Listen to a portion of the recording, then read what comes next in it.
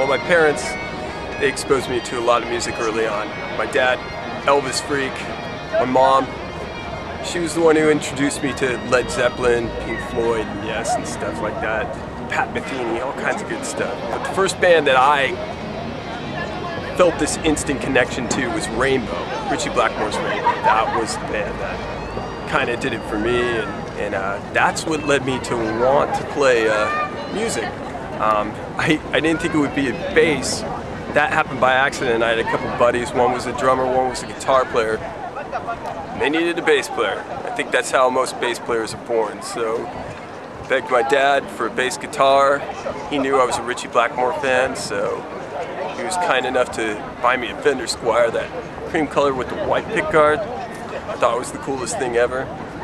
Started taking lessons, and then was jamming in bands, and then the Shrapnel generation popped out, and I was really influenced by all those guys, especially not only the guitar players, but the bass players too. John Onder, Wally Voss, and of course Billy Sheehan played on some of that stuff, and Stu Hamm, huge fan of his playing, and of course today's guys, it just keeps going on. Victor Root, Richard Bona, Michael Mannering, huge influence. So yeah, that's pretty much how I got into it all. Eric, he came to us, thank God, because we were about to settle on a singer at that time. A tape made it through the mail, thank God, and it was Eric, and he was singing Voice of Reason, and we were just like, oh my God, you know, we were just thrilled, and instantly, of course, we just, do you want to be part of this? Do you want to do this? Started taking guitar lessons when I was 14, moved on to classical a little bit, started playing bass with a band called Prodigy / Secular Trend, the name changed. It's a classically influenced progressive rock type of thing. That's where I met Mike Connor, who somehow met up with the Tiptons for 0 Hour. So he did an EP with them, and he said, I'm working with these guys. We're looking for a singer, or they had a singer. So I said, give me a demo tape and I'll put something over it. They liked what I did. And so we did an EP, which later became Metamorphosis, and then we did the Towers of Avarice.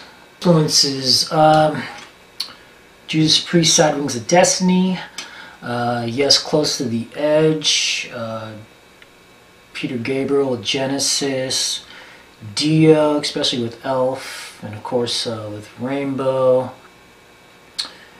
Yeah, the list just goes on and on. This music is not the easiest stuff for me to sing over. It's not your 1, 4, 5, obviously. I like it though, it's challenging, and I have respect for everybody in the group. And hopefully we can keep moving on and do something different on each album. When 0 Hour was rehearsing at the practice place, right next door to us was Chaos Theory. They later on became Dolly's Dilemma. And Sean was playing drums, and just, you know, hearing this amazing drum work going on next door, and it was, you know, just such a cool guy, and we always said we need to do a project together, and we need to get together and do something. And Jason came up with the idea. He was like, you know, I want to do like more of a prog rock sort of thing, and I was like, absolutely, because we're huge Pink Floyd fans, I'm a huge Yes fan, all that sort of stuff. So this gave us an opportunity to do something different. I met Troy and Jason when I was playing with a band called Chaos Theory in the San Jose area in the early 90s. It was kind of a Dream Theater type of progressive metal band. And 0 Hour, we're rehearsing in the same building, a couple of doors down, and Jason and Troy and myself struck up a friendship. Obviously, Jason and Troy are very well known for their technical prowess on their instruments. Always blown me away with their chops. But the one thing I thought was really cool about Cynthesis was that I know Jason wanted to emphasize the songs and the atmosphere as opposed to the licks and the chops. They're still there, they're in there, trust me. and they're very challenging to play, although they aren't the focal point of the music. And I just think that the project really does lend itself to this new kind of feel that I think is maybe a little bit unique for Jason in particular, is that there isn't a whole lot of quote-unquote shredding on the album. There's a lot of atmosphere and melodic parts that are just, to me, probably maybe a little bit of new ground for Jason. And Troy actually takes the lead on some of these songs, playing a lot more kind of a lead role on the bass. I've never played with Eric before, and his voice is just perfect for this material.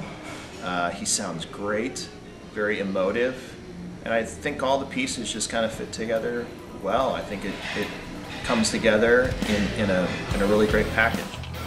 Well, basically, as my brother said, I mean, my middle name's Elvis, so my dad is the biggest Elvis fan I know, and that's all we were listening to when we were growing up. We were listening to Elvis Presley, James Brown, where my mom was listening to Pink Floyd, Pat Metheny, George Benson. There was a lot of music being played in the Tipton household.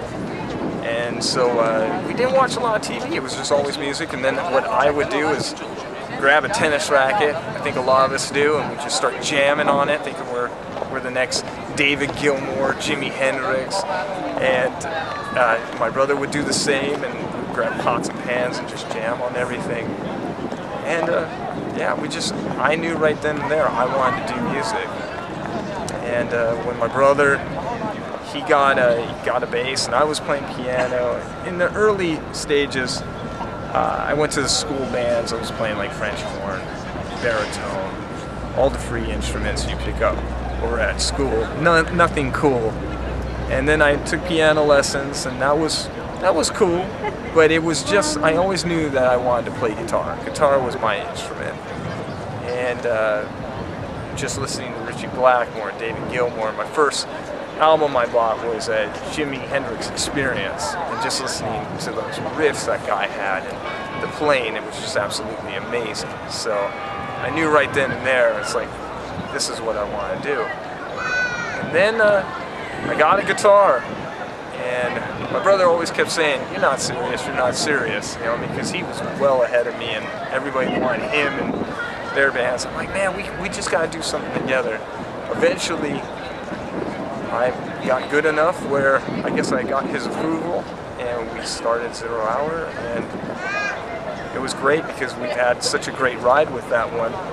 You know, we wrote 5 CDs together, and we went on, played shows in Europe, festivals, in the States, and did some amazing things. And it's great to think that you write a bunch of material that you love doing with family as well. My brother and the other guys in the band were my family too, so it was awesome, a great experience, and something that I always cherish.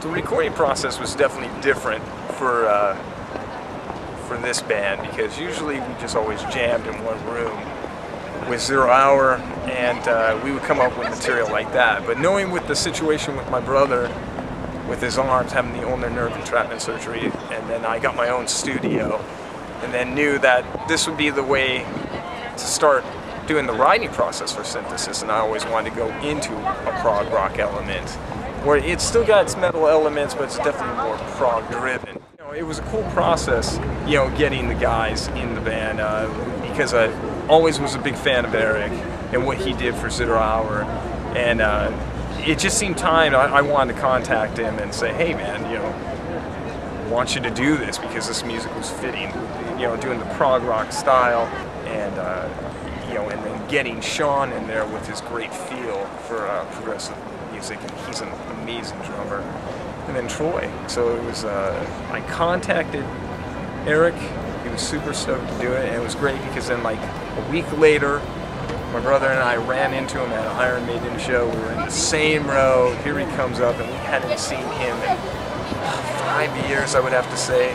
it was just great to see him. We had a big hug, and it was cool to be back together. And it's just very exciting. I love how ReEvolution came out and got the right people, and I hope everybody's going to dig it. I think they will.